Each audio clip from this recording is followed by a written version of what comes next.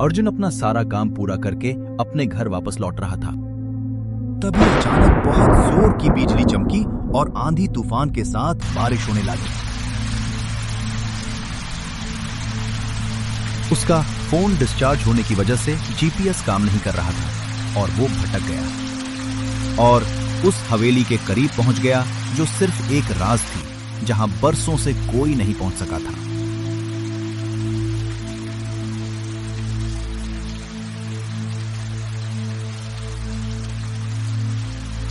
अरे ये कौन सी हवेली और ये मैं कहां पहुंच गया?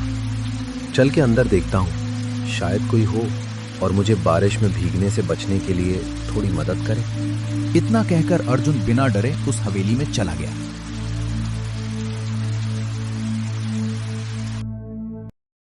हवेली के अंदर उसने जाकर देखा तो वहां पर कोई नहीं दिखा। कुछ बर्तन, एक और दीवारों पर कुछ अजीब चिन्ह। क्या यहां कोई है?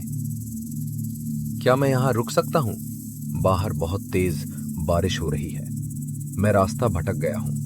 मेरे बैल बहुत थक गए हैं, इसलिए सोचा थोड़ी देर यहां रुककर आराम कर लूं।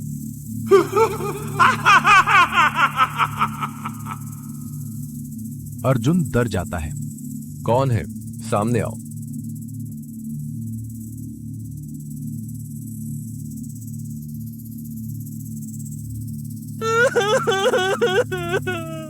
हाँ, मैं आपकी जरूर मदद करूंगा। भाई, आप इतने दुखी क्यों हैं? और कौन है आप? इतनी खंडर हवेली में अकेले क्या कर रहे हैं? मैं एक आत्मा हूं। मैं बहुत सालों पहले सिंधपुर गांव में रहता था। मैं बहुत हंसी खुशी अपना जीवन बिता रहा था, पर मेरे अंदर एक बहुत खराब आदत थी। आदत? कैसी आदत? मैं दूसरों की खुशी देखकर चलता था। मैं लोगों का मजाक उड़ाता, गरीबों को परेशान करता और उनकी चीजें छुपा देता। गांव वालों के साथ बुरी मस्ती करता था। गांव वाले मुझसे बहुत तंग आ गए थे, इसलिए गांव वालों ने मिलकर एक तांत्रिक बुलवाया और एक दिन गांव में तांत्रिक साधु आए। उन्होंने मुझे समझाया कि दूसरों को दुख देकर मिलने वाली खुशी विनाश लाती है, लेकिन मैंने उनका भी मजाक उड़ाया। तब साधु ने मुझे श्राप दिया। पर तुम यहां कैसे पहुंचे? कई बरसों से मैं इसी इंतजार में था कि कोई आए और इस कैद खाने से मुझे आजाद करवाए। मैं अपना काम खत्म करके घर लौट रहा था। रास्ते में बहुत तेज बिजली चमकी, बारिश हुई और अचानक एक तेज सा तूफान आया और मैं और मेरे बैल रास्ता भटक गए और यहाँ आ गए। वैसे उस तांत्रिक साधु ने तुम्हें कौन श्राप दिया था? उस साधु ने कहा था, तुझे इस कैद से कोई इंसान ही रिहा करवा सकता है। जब तक मैं सच्चे मन से लोगों की भलाई नहीं समझूंगा, तब तक इस हवेली में कैद रहूंगा और मेरी आत्मा गांव वालों के साथ मस्ती करने की चाह में तड़पती रहेगी। मस्ती करने का श्राप? हाँ, मैं किसी को नुकसान नहीं पहुंचा सकता, लेकिन लोगों को डराने, चीजें छुपाने, आवाजें निकालने और शरारतें करने की इच्छा मुझे चैन नहीं लेने देती। अच्छा ठीक है, चलो अब मैं चलता हूं।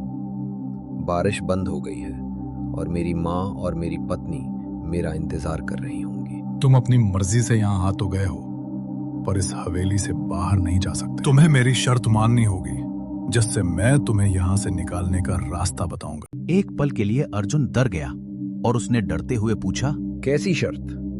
तुम मेरा श्राप मुक्त करवाओगे। अर्जुन हैरान रह गया। मैं एक साधारण इंसान हूं। मैं तुम्हारा श्राप कैसे तोड़ सकता हूं? श्राप जंजीरों से नहीं टूटा करता, वो कर्मों से टूटता है। मुझे क्या करना होगा? आत्मा ने सामने दीवार की ओर इशारा किया। वहां अचानक एक पुराना दरवाजा उभर आया, जिस पर 3 निशान बने थे, एक दीपक, एक रोटी और एक टूटा हुआ घड़ा। इस हवेली के बाहर जाने के लिए तुमको इस दरवाजे के अंदर जाना होगा। हर रास्ते पर एक परीक्षा है। अगर तुम तीनों परीक्षाएं पार कर लो तो तुम भी आजाद हो जाओगे और मेरा श्राप भी टूट जाएगा। अर्जुन ने कांपते हुए पूछा, अगर मैं हार गया तो? आत्मा की आंखें चमकी।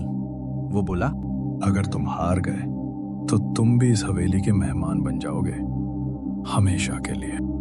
अर्जुन डर गया, लेकिन बाहर निकलने का और कोई रास्ता नहीं था। उसने हिम्मत करके कहा, ठीक है, मैं कोशिश करूंगा। वो पहली बार गंभीर हुआ।